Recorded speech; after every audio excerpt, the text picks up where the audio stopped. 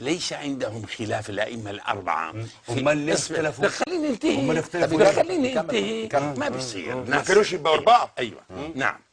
الخلاف هو ليس انا ببشرك، يعني ليست المسألة محدودة في أربعة. هم بس مختلفين في الفروع. ايوه. مش في الأصول. ايوه. احنا برضه مش مختلفين في الأصول. جميل. الآن جميل. الآن انت والشيعة حبايبك تؤمنون بهذا الأصل المهدي الآن أم لا تؤمنون به؟ هذا أصل. تفضل. طب اكمل الروايه بتاعتك قبل ان نجيب على السؤال عشان ياخذ وقته. سيدي الله يكرمك. هل تؤمنون هل تؤمنون يقول انت قلت هل تؤمنون بايه يا شيخنا؟ هل هم يؤمنون معكم بهذا الاصل؟ وهو الشيعة الاثنا عشرية. ايوه بهذا الاصل. وجد محمد الحسن العسكري، فما يؤمنوش ازاي؟ امبارح قال لهم انتوا اللي مو صحيح. يعني المهدي احمد الحسن جده محمد بن الحسن في سرداب سامراء كما قلت. ما قلتش سرداب. لا انا قلت ليس في السرداب. قلت دلوقتي انا بقول للشيخنا كما قلت، كما قال الانوار. يعني انت بتقول ان هو في السرداب حتى الان؟ لا والله لا دخل. انا بس عاوز اعرف ما هو يعني انا عندي عشان ارد عليك. طيب سؤال الشيخ، هل تؤمنون بمهديهم حتى الان ام مهديكم؟ اصبر. طيب هو بيسالني مشان ما يقول ما جاوب.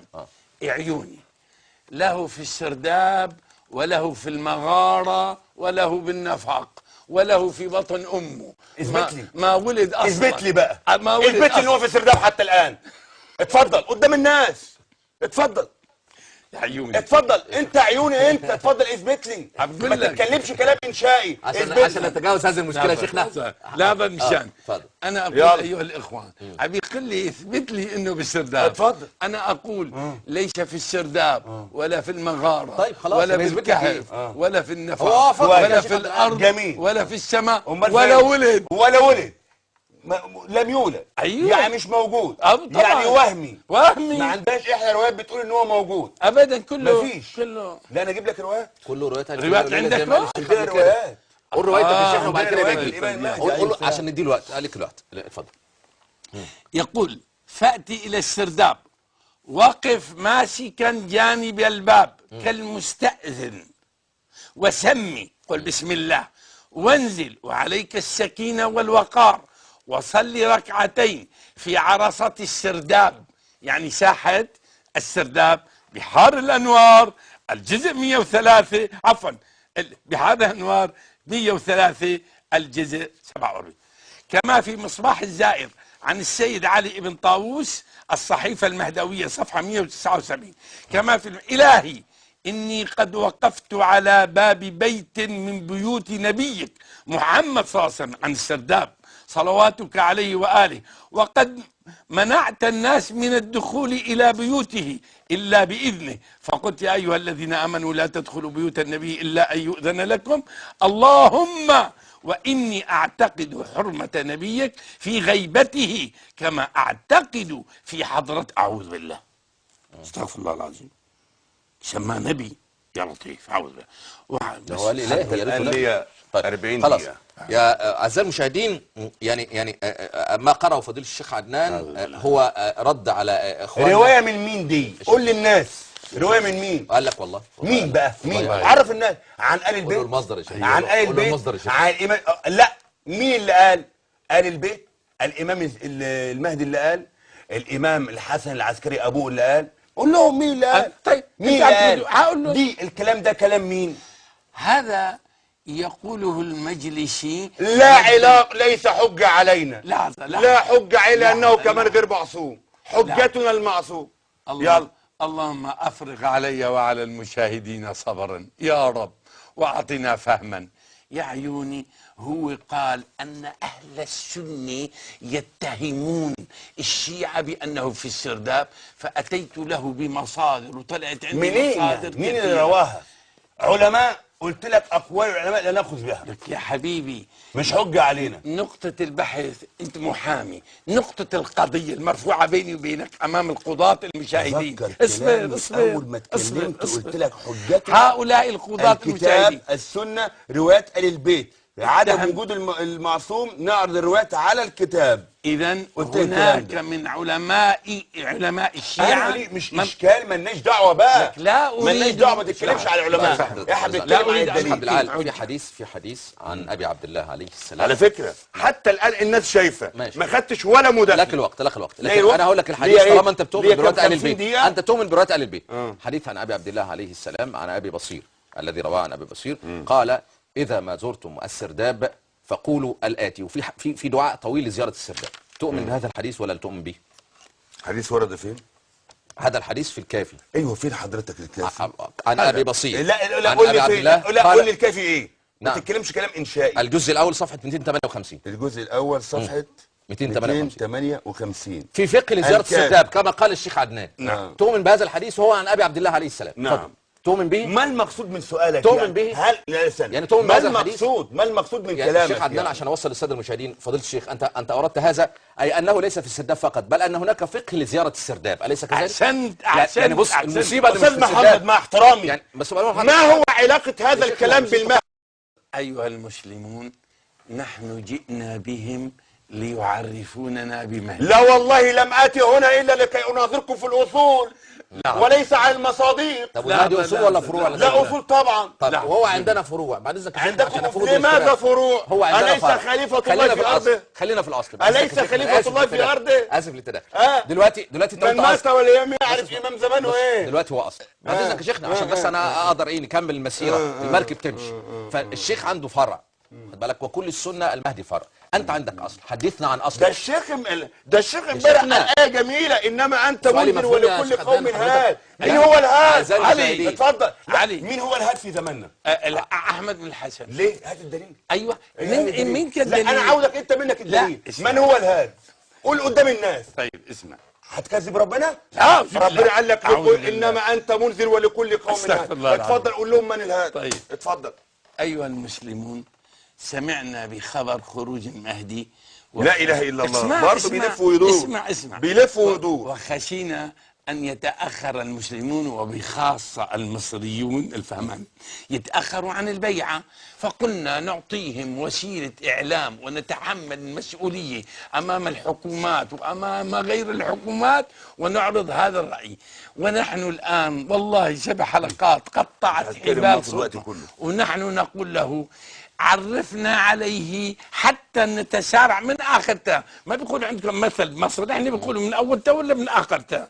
من اخر تاء. نعم. الان عرفنا على المهدي، مش المقصود لماذا بعثه الله؟ لنبيعه، لنؤيده يا شيخ عبد العال. من الاخر. مداخلتي اتكلم براحتي يا استاذ محمد. اتكلم براحتك خلاص بس في ما الموضوع. تحكمش عليا. يا شيخنا ليه بعد إذن مداخلتي؟ حضرتك، بعد اذن حضرتك انا قبل ان تتدخل بس عندي ما انتوا ايضاح للساده عندكم المشاهدين. نفس الكلام اللي عندي عندكم. ايضاح للساده هو المشاهدين. اعماله ايه؟ سيد نفس عبد العال. الكلام. سيد عبد العال. سيد عبد العال. نفس مشاهدينا الكلام. الكرام، السيد عبد العال ينفي أهو. السرداب وينفي ما قيل حوله وينفي الغيبه الكبرى. كيف؟ لم انفي الغيبه الكبرى. طب ولم هو فين أنفي الامام محمد الغيبة الحسن الصغرى. العسكري؟ اين هو؟ موجود. فين؟ موجود. ها؟ موجود. فين يعني؟ موجود ولكنه غائب. موجود زي عيسى موجود. ما في طياره أنت خاصه شايف- طالعه، في طياره خاصه انت طالعه. شايف سيدنا عيسى؟ يا شيخنا في طياره سيدنا خاصه عيسى طالعه. موجود ولا مش موجود؟ انا مش منفعل على فكره، ده انا سيدنا بمثل الصدر انفعال موجود ولا زيك. مش موجود؟ انا مذيع ما شايفه؟ بنفعلش خالص يعني، انا المساله بالنسبه لي طيب. يعني فرع مش اتفضل لو سمحت. ايوه اتفضل. مداخلتي. ايوه اتفضل. لا اتفضل فين؟ ايوه يتفضل فين؟ يتفضل فين؟ شو تريد؟ مداخلتي. تفضل اتفضل. تفضل. عرفنا الان به. اللهم صل على سيدنا محمد وآل سيدنا محمد الأئمة والمهديين وسلم تسليما كثيرا. إخوانا الكرام، حتى الآن لا يعرف عقيدته في المهدي، ولا يعرف كيف يعرف المهدي، ولا عنده قانون لكي يعرف المهدي، ولا يعرف من هو المهدي، ولا أي شيء عن المهدي، ويبطل كل ما أذكره عن المهدي، بل ويسخر من المهدي. أيها الإخوة الكرام، المهدي من من؟ وعندكم الأحاديث من عطرة النبي صلى الله عليه وآله وسلم. لابد أن تذهبوا إلى عطرة النبي. أهل البيت أدرى بما في البيت. اذهبوا إلى أهل البيت سلام الله تعالى عليهم، لا تذهبوا إلى من هم خارج أهل البيت لكي تسألوهم عن أهل البيت. اسألوا أهل البيت سلام الله تعالى عليهم عن المهدي. فين هم؟ رواياته. دلنا عليه. رواياته في أي الكتب؟ الكتب موجودة والمواقع بس. موجودة عن الإمام المهدي أنه له غيبتان: غيبة صغرى وغيبة كبرى، وله سفراء في الغيبة الكبرى، وأيضا له سفراء اللي هو احمد في الغيبة الحسن ولا الصغرى. محمد الحسن؟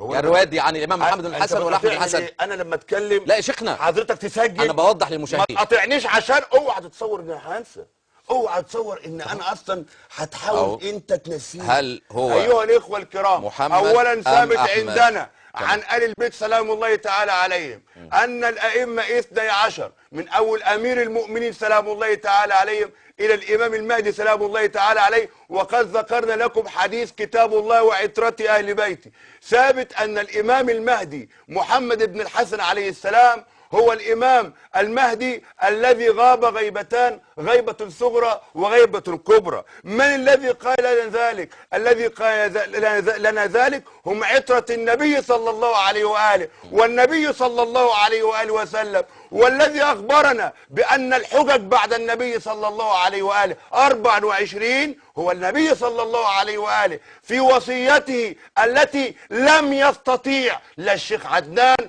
ولا أي عالم في الدنيا كلها سواء شيعي أو سني أن يطعن فيها. لماذا؟ لأن النبي صلى الله عليه وآله قال لا يدعي إلا صاحبها.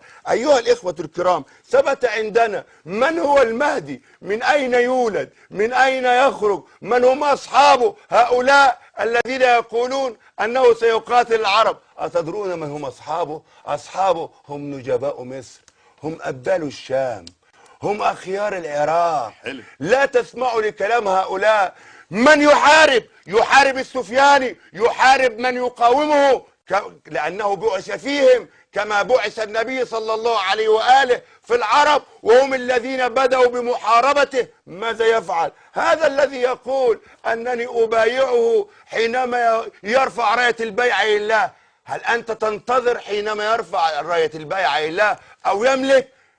النبي صلى الله عليه وآله وسلم حينما أقام دولته هل أقامها بمفرده؟ بل إن النبي صلى الله عليه وآله وسلم أقام دولته مع أصحابه الذين جاهدوا في سبيل الله سبحانه وتعالى وفتحوا مكة وفتحوا بلاد فارس وبلاد الروم. هذا هو المهدي سلام الله تعالى عليه الذي اسمه أحمد، كما قال النبي صلى الله عليه وآله اسمه يواطئ اسمي واسم أبيه يواطئ اسم أبي، وهو أحمد ابن إسماعيل سلام الله تعالى عليه. النبي صلى الله عليه وآله اسمه أحمد واسم أبيه اسمه إسماعيل، لأن النبي قال أنا ابن الذبيحين.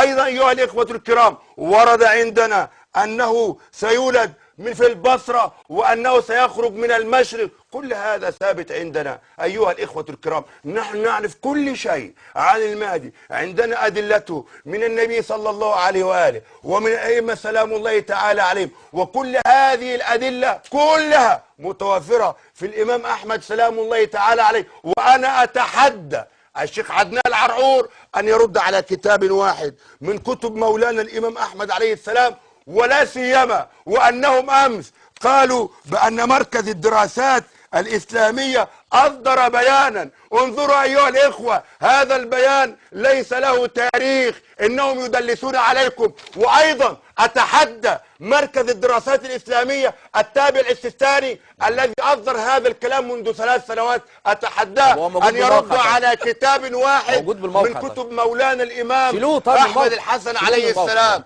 وأتحداه وأتحدى أمثاله أن يردوا على كتاب واحد من كتب مولانا. والمناظرات في التوحيد إن شاء الله قريبا سنتناظر في التوحيد لكي نعرف من هم الموحدون. أيها الإخوة الكرام، طب ده كلام السيستاني ده أنت موافق على الكلام ده؟ أنت موافق على ما تقاطعنيش لو سبق. اوعى تحاول ان انت يعني تشتتني. انا ممكن انسف لك الخطبه دي. عارف بايه؟ ايه؟ انت بتدعو الشيعه ولا السنه؟ انت كده بتدعو الشيعه ولا بتدعو الشيعه والسنه مع بعض؟ ايه؟ انا بتكلم عن عقيدتنا في المهدي وعن عقيدته لمن للشيعه ولا للسنه؟ لمن للشيعه ولا للسنه؟ استنى، انا بتكلم عامه. انا بتكلم عامه للكل. النبي من بص للشيعه والسنه. طيب ايها الاخوه انا بس عشان انا في المناظره، المهدي من ولد فاطمه من عترة النبي. أيها المسلمون، من تسألون؟ تسألون أصحابه، تسألون أتباع أصحابه. تأدب مع الأصحاب يا رجل، تأدب مع الأصحاب.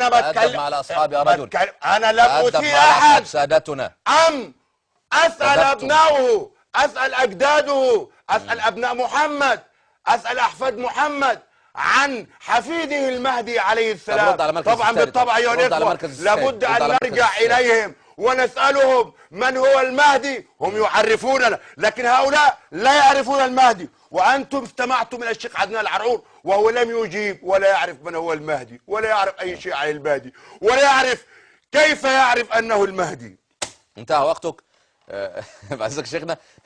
مشاهدينا الاعزاء، كان سؤالي للشيخ